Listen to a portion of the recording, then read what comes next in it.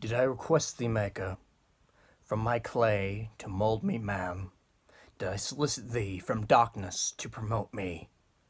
Paradise Lost, X 743 through 745. Letter 1. To Miss Saville, England. St. Petersburg, December 11th, 17 blank. You will rejoice to hear that no disaster has accompanied the commencement of an enterprise which you have regarded with such evil forebodings. I arrived here yesterday, and my first task is to assure my dear sister of my welfare and increasing confidence in the success of my undertaking. I am already far north of London, and as I walk in the streets of Petersburg, I feel a cold northern breeze play upon my cheeks, which braces my nerves and fills me with delight. Do you understand this feeling? This breeze, which has traveled from the regions towards which I am advancing, gives me a foretaste of those icy climes. Inspirited by this wind of promise, my day dreams become more fervent and vivid. I try in vain to be persuaded that the pole is the seat of frost and desolation. It ever presents itself to my imagination as the region of beauty and delight. There, Marguerite, the sun is forever visible, its broad disk just skirting the horizon and diffusing a perpetual splendor. There, for with your leave, my sister, I will put some trust in preceding navigators. Their snow and frost are banished, and sailing over a calm sea, we may be wafted to a land surpassing in wonders and in beauty every region hitherto discovered on the habitable globe. Its productions and features may be without example, as the phenomena of the heavenly bodies undoubtedly are in those undiscovered solitudes.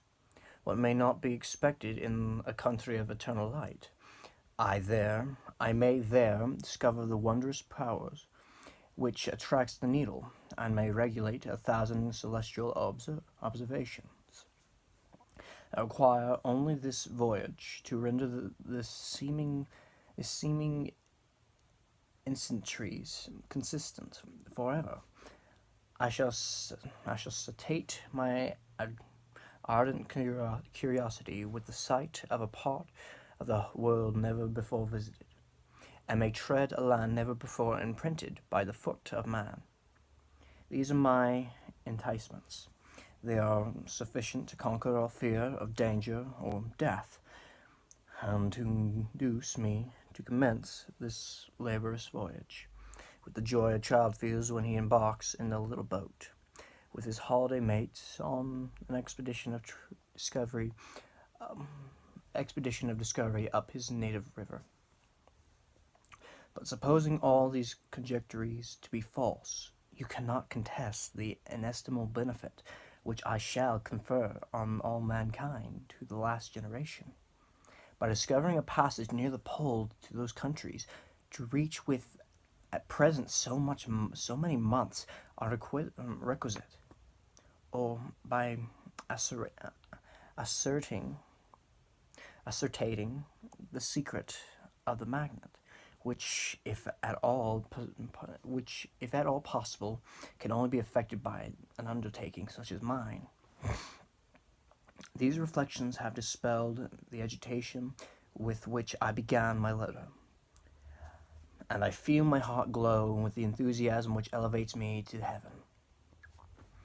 For nothing contributes so much to tranquilize the mind as a steady purpose, a point on which the soul may fix its intellectual eye. This expedition has been the favorite dream of my early years. I have read with ardor the accounts of the various voyages which have been made in the prospect of arriving at the North Pacific Ocean through the seas which surround the pole. You may remember that a history of all the voyages made for purposes of discovery composed the whole of our good Uncle Thomas's library. My education was neglected, yet I was passionately fond of reading. These volumes were my study day and night, and my familiarity with them increased that regret which I had felt as a child, only learning that my father's dying injunction had forbidden my uncle to allow me to embark in a seafaring life. These visions faded when I perused for the first time those poets whose effusions entranced my soul and lifted it to heaven. I also became a poet, and for 1 year lived in a paradise of my own creation. I imagined that I also might obtain the niche in the temple where the names of Homer and Shakespeare are consecrated. You are well acquainted with my failure, and how heavily I bore the disappointment. But just at that time I inherited the fortune of my cousin, and my thoughts were turned into the channel of their earlier bent. 6 years have passed since I resolved on my present undertaking. I can even now remember the hour from which I dedicated myself to this great enterprise. I commenced by inuring my body to hardship. I accompanied the whale fishers on several expeditions to the North Sea. I voluntarily endured cold, famine, thirst, and want of sleep. I often worked harder than the common sailors during the day, and devoted my nights to the study of mathematics, the theory of medicine, and those branches of physical science from which a naval adventurer might derive the greatest practical advantage. Twice I actually hired myself as an undermate in a Greenland whaler, and acquitted myself to admiration. I must own, I felt a little proud when my captain offered me the second dignity in the vessel, and entreated me to remain with the greatest earnestness. So valuable did he consider my services. Now, dear Marguerite, I do not deserve to accomplish some great purpose. My life might have been passed in ease and luxury, but I preferred glory to every enticement that wealth placed in my path. Oh, that some encouraging voice would answer in the affirmative. My courage and my resolution is firm, but my hopes fluctuate, and my spirits are often depressed.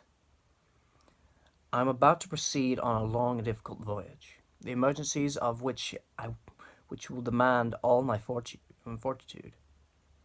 I am required not only to raise the spirits of others, but sometimes to sustain my own when theirs are falling. This is the most favorable period for traveling in Russia. They fly quickly over the snow in their sleds. The motion is pleasant, and, in my opinion, far more agreeable than that of an English stagecoach. The cold is not excessive if you are wrapped in furs, a dress which I have already adopted. For there is a great difference between walking the deck and remaining seated motionless for hours, when no exercise prevents the blood from actually freezing in your veins. I have no ambition to lose my life on this post road between St. Petersburg and Archangel. I shall depart for the latter town in a fortnight, or 3 weeks, and my intention is to hire a ship there, which can easily be done by paying the insurance for the owner, and to engage as many sailors as I think necessary among those who are accustomed to the whale fishing. I do not intend to sail until the month of June. When shall I return? Ah, dear sister, how can I answer this question? If I succeed, many, many months, perhaps years, will pass before you and I may meet. If I fail, you will never see me again soon. No, if I fail, you will see me again soon, or never. Farewell, my dear, excellent Marguerite. Heaven shower down blessings on you, and save me, that I may again and again testify my gratitude for all your love and kindness. Your affectionate brother, R. Walton. Letter 2 to Mrs. Saville, England.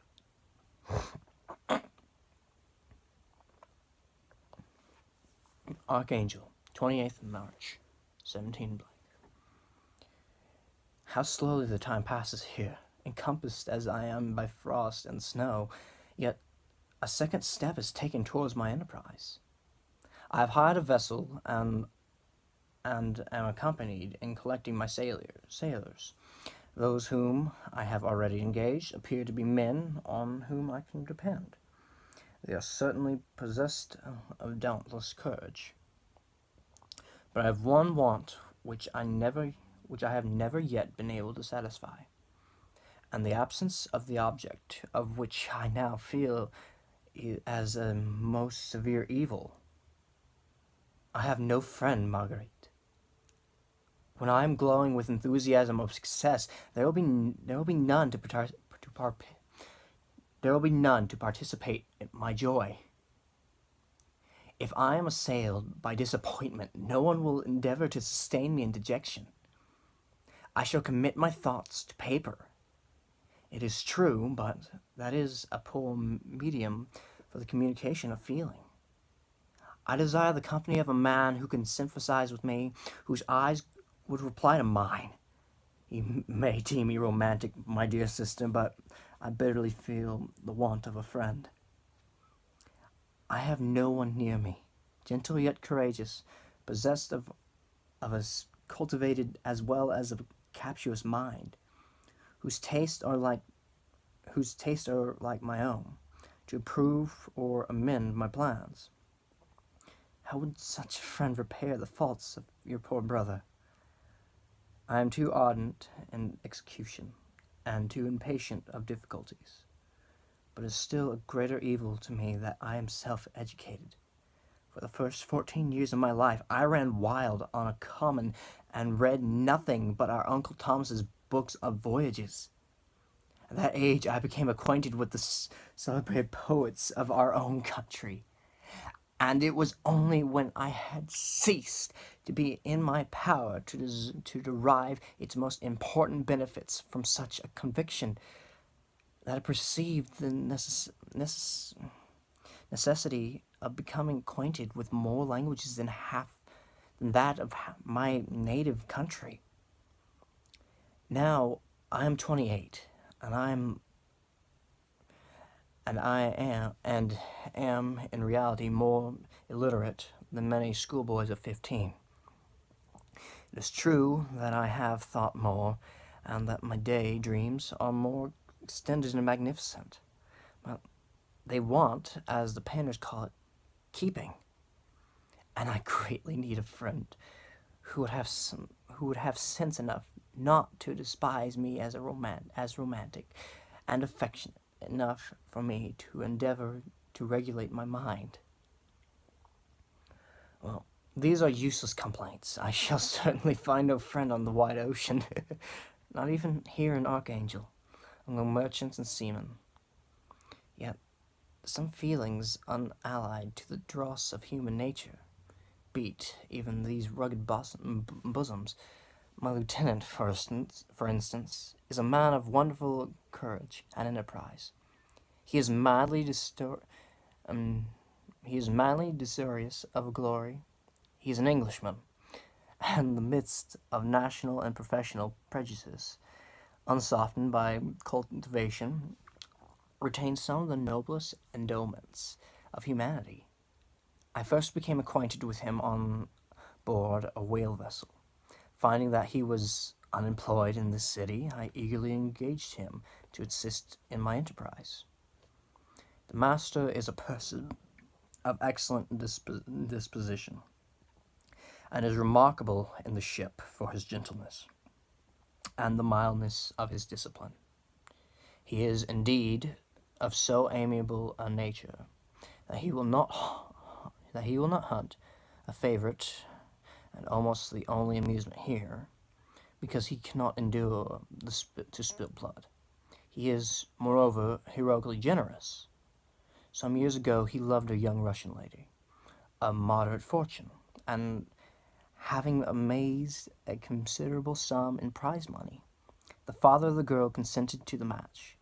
He saw his mistress once before the designated ceremony, but she was bathed in tears, and throwing herself at his feet, entreated him to spare her, confessing at the same time that she loved another, but that he was poor, and that her father would not consent to the union. My generous friend reassured the suppliant, and on being informed of the name of her lover, instantly abandoned his pursuit.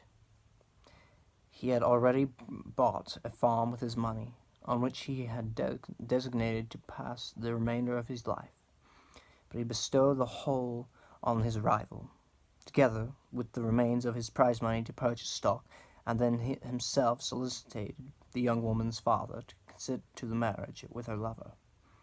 But the old man decidedly refused, thinking himself bound in honor to my friend, who, when he found the father inexorable, quitted his country, nor returned until he heard that his former mistress was married according to her inclinations. What a noble fellow! You will exclaim, he is so. But then he passed all his life on board a vessel, and has scarcely an idea beyond the rope and the shroud. But do not suppose that, because I complain a little, or because I conceive a consolation from my toils, which I may never know, that I am wavering in my resolutions. Those are as fixed as fate, and my voyage is only now delayed until the weather shall permit my embarkment. The winter has been dreadfully severe, but the spring promises well, and it is considered as a remarkable early season, so that perhaps I may sail sooner than expected. I shall do nothing rashly. You know me sufficiently to confide in my prudence, and consideration whenever the safety of others is committed to my care. I cannot describe to you my sensations on the near prospect of my undertaking. It is impossible to communicate to you a conception of the trembling sensation, half pleasurable, half fearful, with which I am preparing to depart. I am going to unexplored regions, to the land of mist and snow, but I shall kill no albatross. Therefore do not be alarmed for my safety. Shall I meet you again, after having traversed immense seas, and returned by the most southern cap of Africa or America? I do not expect such success, yet I cannot bear to look on the reverse of the picture. Continue to write to me by every opportunity. I may receive your letters, though the chance is very doubtful, on some occasions when I need them most to support my spirits. I love you very tenderly. Remember me with affection, should you never hear from me again. Your affectionate brother, Robert Walton. Letter 3. To Mrs. Saville, England, July 7th, 17. My dear sister, I write a few lines in haste to say that I am safe and well advanced on my voyage. This letter will reach England by a merchantman now on its homeward voyage from Archangel, more fortunate than I, who may not see my native land, perhaps for many years. I am, however, in good spirits. My men are bold and apparently firm of purpose, nor do the floating sheets of ice that continually pass us indicating the dangers of the region towards which we are advancing appear to dismay them. We have already reached a very high latitude, but it is the height of summer, and although not so warm as in England, The southern gales, which blow us speedily towards those shores, which I had ardently desired to attain, breathe a degree of renovating warmth which I had not expected. No incidents have hitherto befallen us that would make a figure in a letter. One or two stiff gales, and the breaking of a mast are incidents which experienced navigators scarcely remember to record, and I shall be well content if nothing worse happened. If nothing worse happened to us during our voyage. Adieu, my dear Margaret. Be assured that for my own sake, as well as yours, I will not rashly encounter danger. I will be cool, persevering, and prudent. Remember me to all my English friends. Most affectionately yours, R.W. Letter 4 to Miss Seville, England. August 5th, 17 blank. So strange an incident has happened to us. I cannot forbear recording it, although it is very probable that you will see me before these papers can come into your possession. Last Monday, July 31st, we were nearly surrounded by ice, which closed in the ship on all sides, scarcely leaving her the sea room on which she floated. Our situation was somewhat dangerous, especially as we were compassed around by a very thick fog. We accordingly lay to, hoping that some change would take place in the atmosphere and weather. About 2 o'clock the mist cleared away, and we beheld, stretched out in every direction, vast and irregular plain of ice, which seemed to have no end. Some of my comrades groaned, and my own mind began to grow watchful with anxious thoughts, when a strange sight suddenly attracted our attention, and diverted our solicitude from our situation. We perceived a low carriage, fixed on a sledge and drawn by dogs, pass on towards the north. At the distance of half a mile, a being which had the shape of a man, but apparently of gigantic stature, sat in the sled and guided the dogs. We watched the rapid progress of the traveler with our telescopes until he was lost among the distant inequalities of the ice. This appearance excited our unqualified wonder. We were, as we believed, many hundred miles from any land. But this operation seemed to denote that it was not, in reality, so distant as we had supposed. Shut in, however, by ice, it was impossible to follow his track, which we had observed with the greatest attention. About 2 hours after this occurrence, we heard the ground sea, and before the night the ice broke and freed our ship. We, however, lay to until the morning, fearing to encounter in the dark those large loose masses which float about after the breaking up of the ice. I profited of this time to rest for a few hours. In the morning, however, as soon as it was light, I went upon deck and found all the sailors busy on one side of the vessel, apparently talking to someone in the sea. It was, in fact, a sled, like we had seen before, which had drifted towards us in the night. On a large fragment of ice, only one dog remained alive, but there was a human being within it, whom the sailors were persuading to enter the vessel. He was not, as the other traveler seemed to be, a savage inhabitant of some undiscovered island, but an European.